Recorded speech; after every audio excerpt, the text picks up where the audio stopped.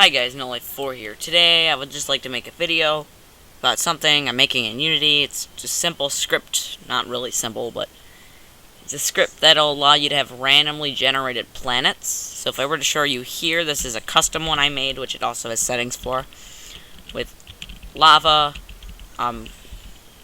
gray, land, and a really thin orange atmosphere. If we were to click on water, terrain, and atmosphere, I can make it random. Now we get random planets every time we go in.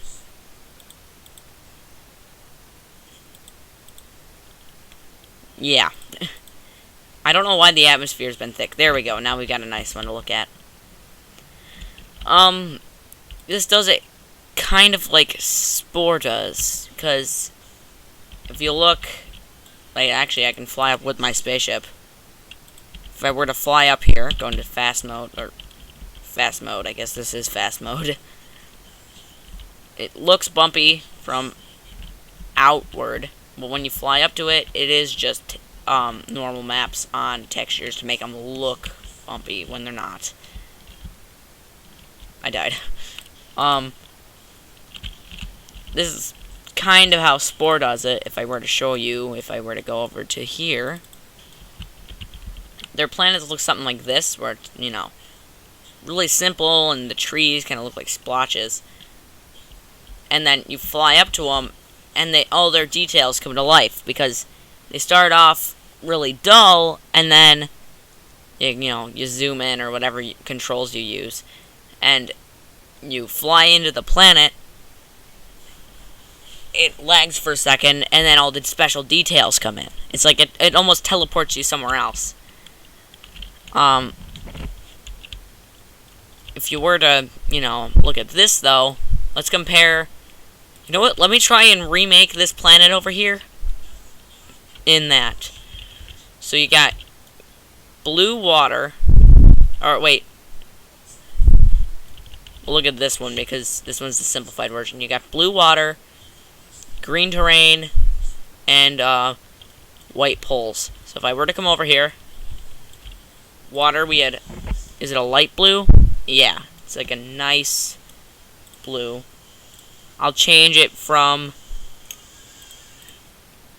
lava to water here. So I'll drag this into here, and we'll put the water color will be a nice blue. Our terrain will be a nice green color, probably around like this. And then our atmosphere, what color is the atmosphere over there? I'm gonna guess a light blue. So it's really earthian, which is actually kind of hard to get in like normal generation. Wait, why is it orange? What? Oh, this is. Alright. These need to all be not random. There we go. So I just remade that planet over there in this, and my poles were already white, so I didn't have to edit those. So if I were to fly up here, you can see my poles are white.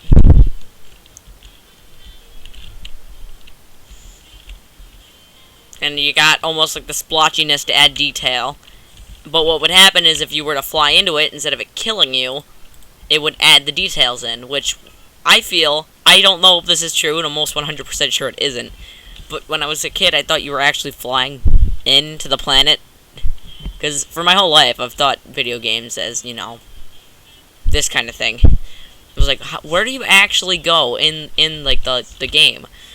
And when you zoom in like this, I thought it would just bring you inside the planet, and there's like a whole nother copy inside that's actually planet. But I'm almost 100% sure that's not how it works. But as you can see, it looks pretty similar.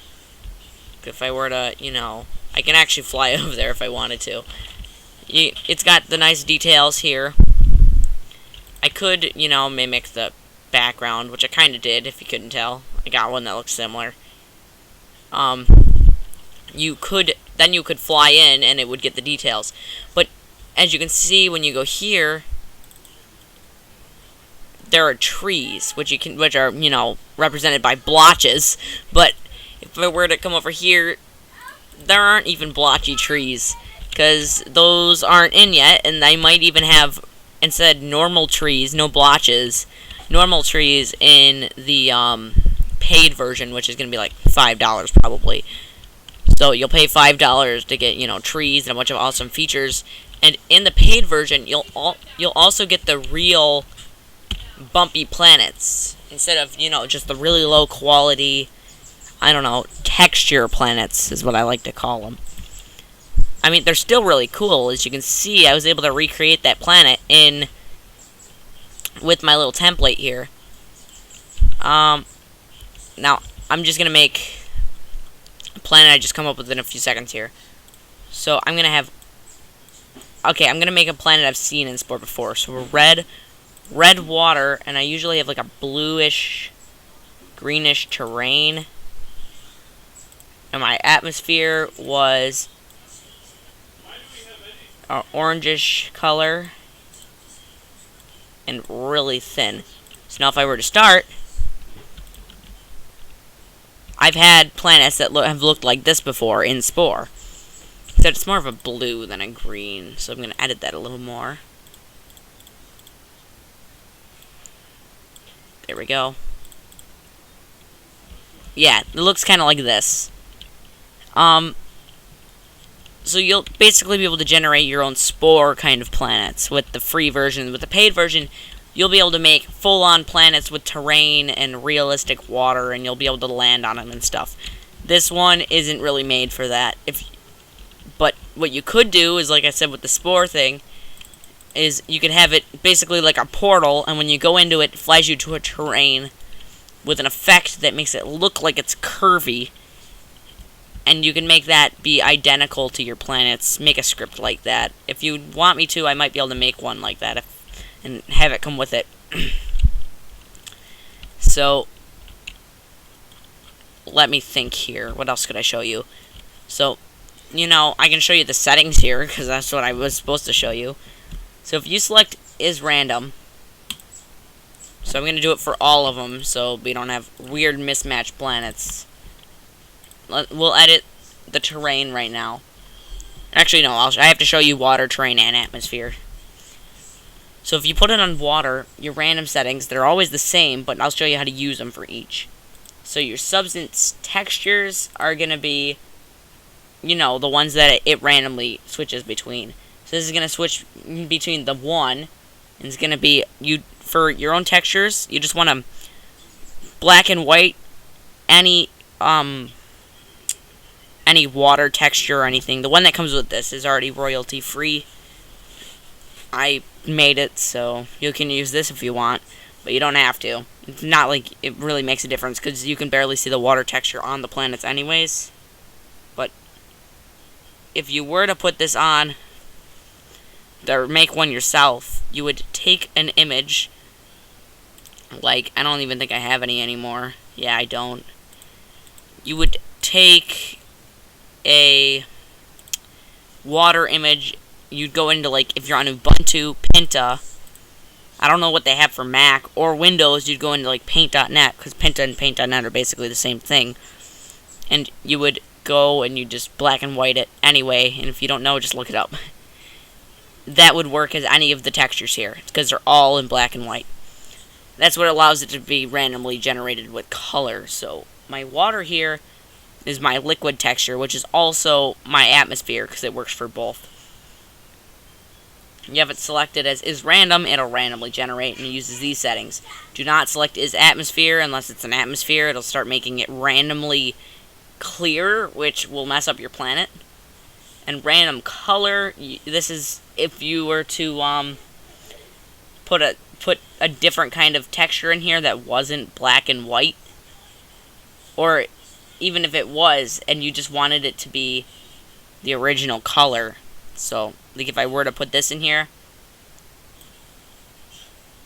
and change that to off,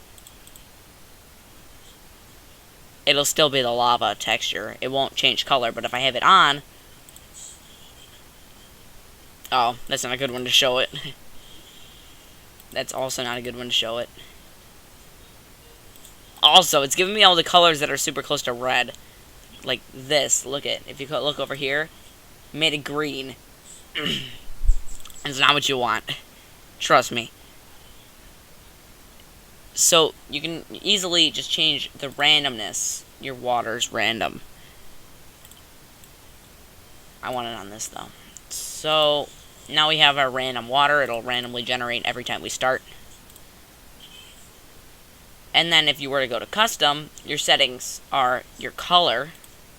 So I have it on red right now, so every time I start, it'll be red. Wait.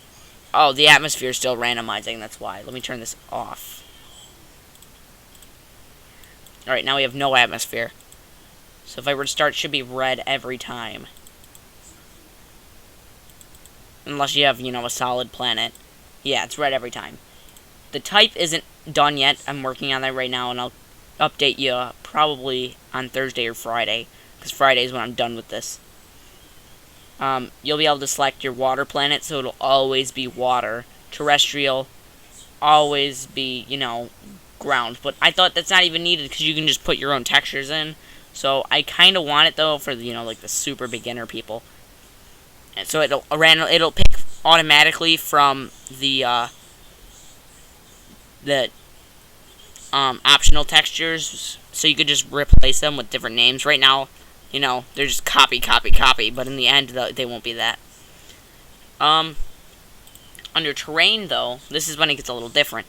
If you have it on is random, you have to put every single random one it can select from. So if I were to go to random terrain, here's all my textures. I have empty world, so it's just all water.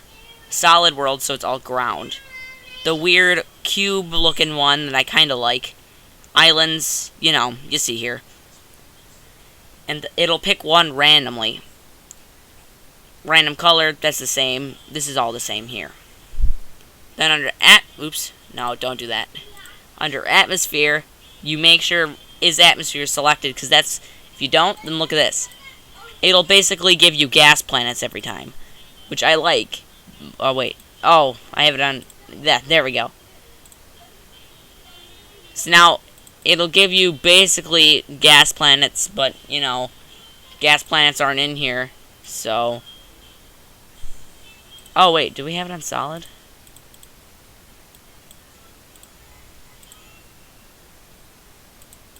So it'll give you solid atmosphere every time, which you can still see through because I changed part of it, but in the end it won't be see-through, and that's kind of what the gas planets will actually be.